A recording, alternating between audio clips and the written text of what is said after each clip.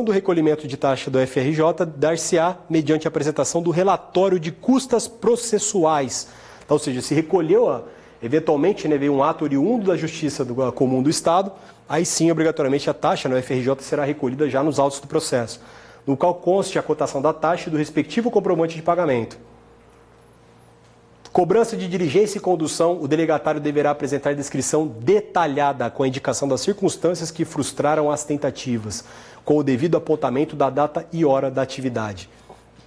Então, por exemplo, no RTD, quando ele faz mais de uma visita, ele deve obrigatoriamente aqui, né, colocar ali na indicação da circunstância e falar o porquê que as tentativas foram frustradas, tá? Para que ele justifique e falar, não, fui lá 3 vezes, na terceira vez eu encontrei a pessoa lá, maravilha, então ele vai cobrar 1, 2 e a terceira diligência.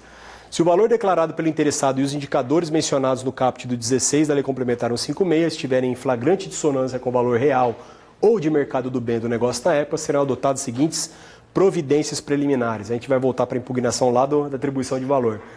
O tabelião de notas deverá esclarecer as partes sobre a necessidade da indicação correta do valor real ou de mercado do bem ou do negócio, então, ou seja, a tentativa de simulação, né, para reduzir impostos e emolumentos. E o oficial de registro de imóveis protocolizará o título apontando a registro e esclarecerá ao apresentante sobre a necessidade de declarar o valor real ou de mercado do bem ou do negócio. Então, os dois, tá, farão então que se alerta, né, dessa necessidade de declaração do valor real. E aplique-se ao oficial do registro de títulos e documentos ou do registro de pessoas jurídicas o procedimento estabelecido no inciso 2 deste artigo. Então, ele se enquadra aqui também, protocoliza e esclarece depois a necessidade de indicação do valor real ou de mercado.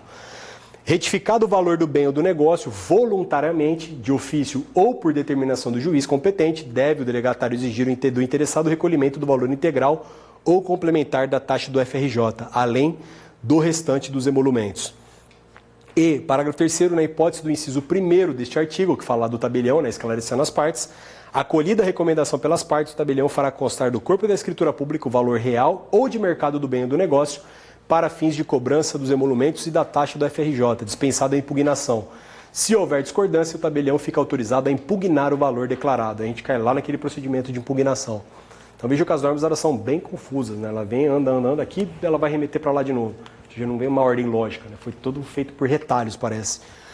Caso seja acolhida a recomendação mencionada no inciso 2º deste artigo, o oficial de registro de imóveis fará constar do corpo do registro o novo valor declarado do bem ou do registro, para fins de cobrança de emolumentos e a taxa da FRJ dispensada a impugnação judicial. Se houver discordância, ele fica autorizado a impugnar também. E lembre-se da redação lá. Os tabeliães e os registradores poderão impugnar, etc. Então aqui ele fala dos dois nessa possibilidade.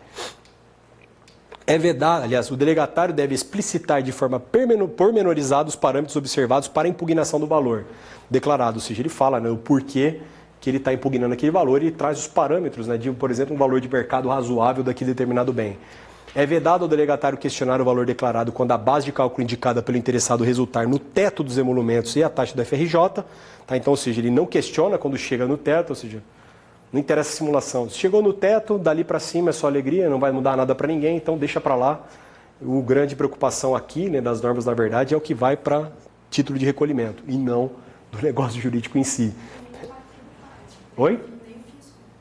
Ah, mas aqui o TJ ele simplesmente fala, o fisco é problema do fisco. Eu quero até onde vai a minha parte. Né? Então, eles deixam bem restrito aqui nisso, que a preocupação deles, na verdade, não é uma subvalorização de um determinado imóvel, por exemplo. Não, a preocupação deles é a ausência de recolhimento. Superado o teto, a vedação do parágrafo 6º não se aplica, né, no caso de haver flagrante discrepância entre o valor atribuído pelo poder público e a avaliação real do bem ou do negócio. Né? Então, ou seja, eventualmente aqui, né, nessa diferenciação, né, de valor, também, né, faz uma superação, né, mencionando a superação do teto, e dispensada a impugnação e sem prejuízo do processamento do ato solicitado, o delegatário, na hipótese do parágrafo 7º deste artigo, determinará o valor real do bem ou do negócio. Então, ele automaticamente já coloca, né, tendo aqui um valor de atribuição do poder público. O valor venal, por exemplo, que é o mais comum, utilizado para fins de IPTU. 503, na hipótese de impugnação do valor declarado, deverá ser observado o seguinte procedimento. Deduzirá o tal pedido ao juiz dos registros públicos com a indicação dos fatos e fundamentos respectivos, especialmente critérios adotados para a definição da base de cálculo. Deduzido o pedido, o delegatário cientificará o interessado com cópia da inicial e adverti-lo-á da possibilidade de apresentar resposta em juízo no prazo de 10 dias comuns, tá? Não entra úteis. a contar da notificação. Cientificado o interessado, a petição inicial e o comprovante de notificação serão remetidos ao juízo.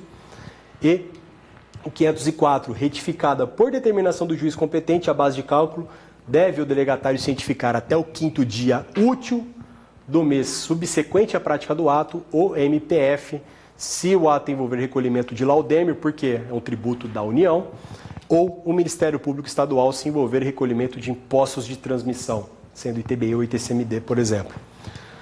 A comunicação deverá conter identificação do ato notarial ou registral e do respectivo selo de fiscalização, além da indicação das bases de cálculo do laudêmio, quando houver, do imposto de transmissão, dos emolumentos e da taxa do FRJ.